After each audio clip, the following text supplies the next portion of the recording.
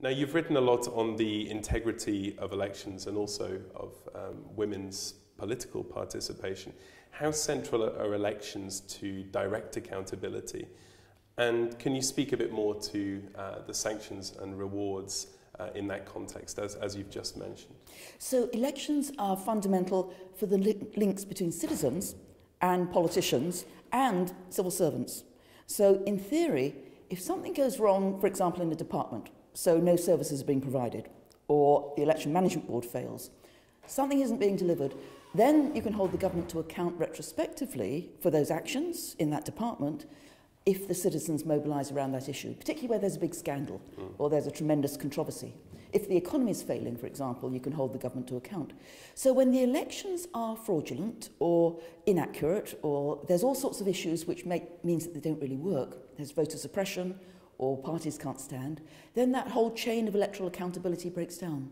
And electoral integrity, which was a phrase that was created by Kofi Annan's commission, is really a kind of shorthand for all the reasons why an election might go wrong. So it goes right the way back to, say, electoral law, is that fair, or opposition parties banned, through who gets registered, through issues of campaign finance, a really important issue which IDEA is taking up, issues of campaign media, the election results and the outcome, is there violence, and then the election management body.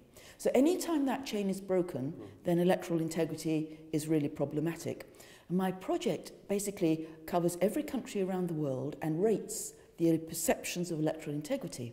So just like we have things on corruption now, perceptions of corruption, so my project really says we can take a national election and ask our experts and see what the quality of that election is. What is your call to action to our core readership, the global development community, to donors, to implementers on the ground?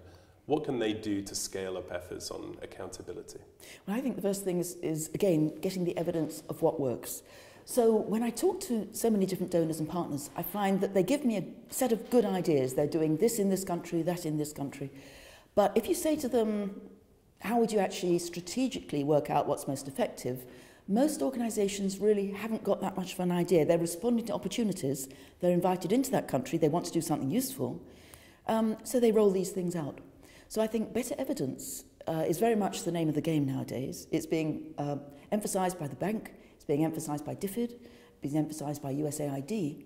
And once we actually have more certain knowledge, then that's the time to use, for example, the resources of international IDEA and the knowledge networks and the communities of practice to really diffuse those ideas much more broadly. And I can give you like 4 or 5 ideas which have gone through that process in the last era.